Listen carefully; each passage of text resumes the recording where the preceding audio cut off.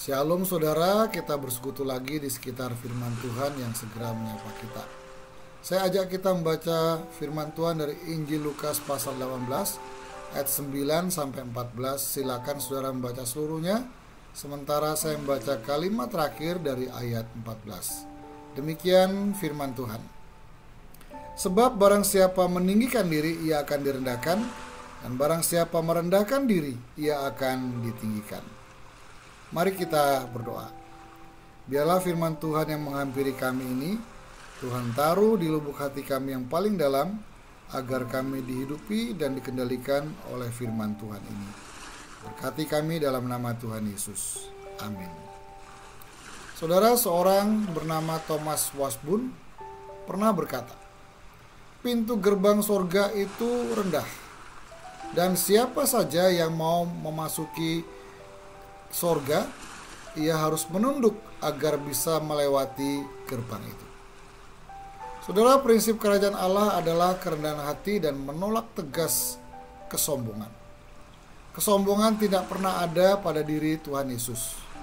Sebaliknya, rendah hati adalah karakter yang melekat erat dan ada pada diri Tuhan Yesus.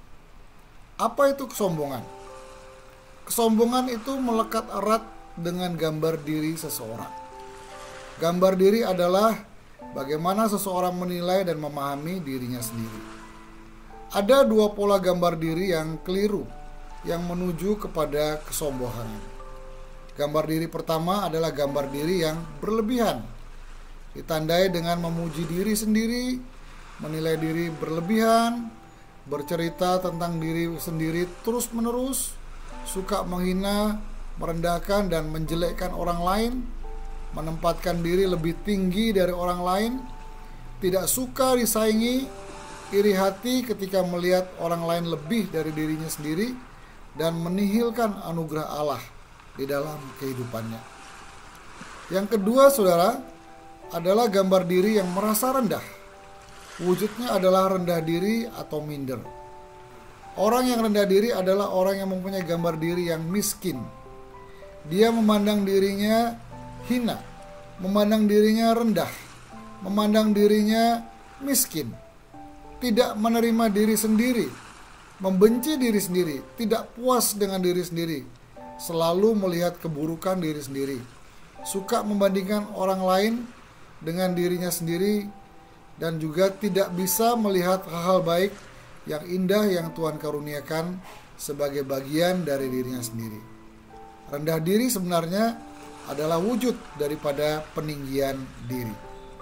Saudara, jangan kita kacaukan rendah diri dengan merendahkan diri. Sangat berbeda. Contoh paling gamblang tentang merendahkan diri adalah apa yang dikerjakan oleh Tuhan Yesus. Tuhan Yesus yang berada di posisi paling atas, tetapi dengan sengaja menempatkan dirinya untuk berada di posisi paling bawah. Saudara, merendahkan diri adalah wujud dari rendah hati.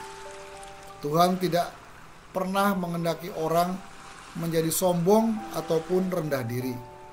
Dosa sombong sangat dibenci oleh Tuhan. Lucifer jatuh karena kesombongannya.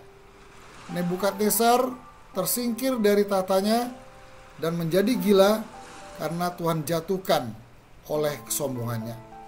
Saudara, kesombongan selalu berujung kepada kehancuran diri sendiri. Saudara, perhatikan orang Farisi dengan gambar dirinya. Dia tidak jujur di hadapan Tuhan.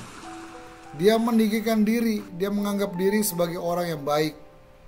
Ketika dia membandingkan diri dengan orang lain, si pemungut cukai yang nilainya, yang citranya selalu buruk di mata publik Israel, dia menganggap dirinya lebih tinggi dari si pemungut cukai itu. Bahkan saudara, dengan dia menganggap diri benar, maka dia sebenarnya tidak membutuhkan anugerah Allah.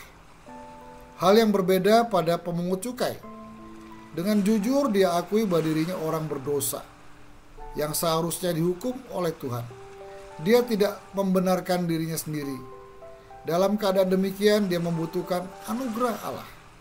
Walau buruk di mata publik Israel, pemungut cukai ini mempunyai gambar diri yang sehat. apa adanya, dan proporsional. Saudara, untuk meninggikan diri seperti pemungut cukai, kita tidak perlu belajar. Dosa yang menjadi tabiat kita dengan sangat mudah membawa kita jatuh di dalam dosa, kesombongan, dan peninggian diri sendiri. Nah, untuk keluar dari peninggian diri kita membutuhkan dua hal. Yang pertama, kita harus mengandalkan anugerah Tuhan. Kita melihat segala sesuatu dengan kacamata anugerah Tuhan. Orang yang rendah hati tidak suka memuji dirinya sendiri, karena dia menganggap untuk apa memuji diri sendiri? Semua adalah anugerah Tuhan yang ada pada saya.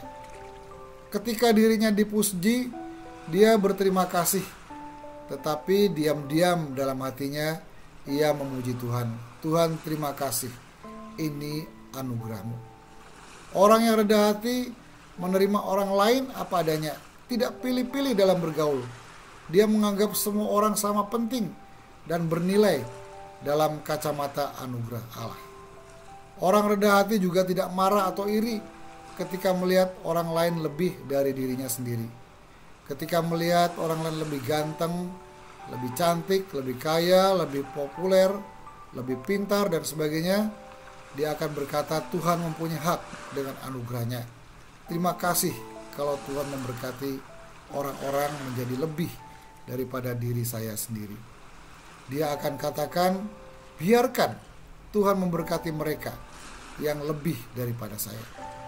Saudara, orang yang rendah hati menerima kritikan dengan hati terbuka, karena ia menganggap kritikan adalah anugerah Tuhan agar hidupnya menjadi lebih baik.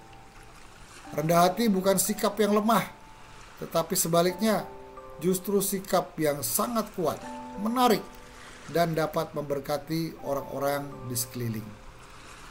Hal kedua, saudara, untuk keluar dari peninggian diri, kita harus melewati proses belajar. Belajar merendahkan hati itu melalui proses yang sangat panjang dan sukar.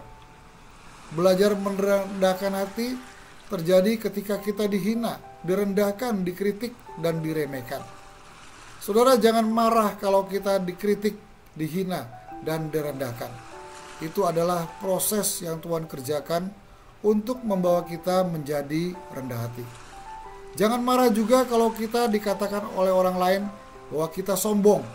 Saudara, itu justru membawa kita dan mengingatkan kita bahwa kita masih harus terus-menerus belajar untuk rendah hati. Saudara, cara belajar rendah hati yang paling baik adalah kesediaan dihina, direndahkan, dan diremehkan. Tetapi ujungnya atau hasilnya selalu indah.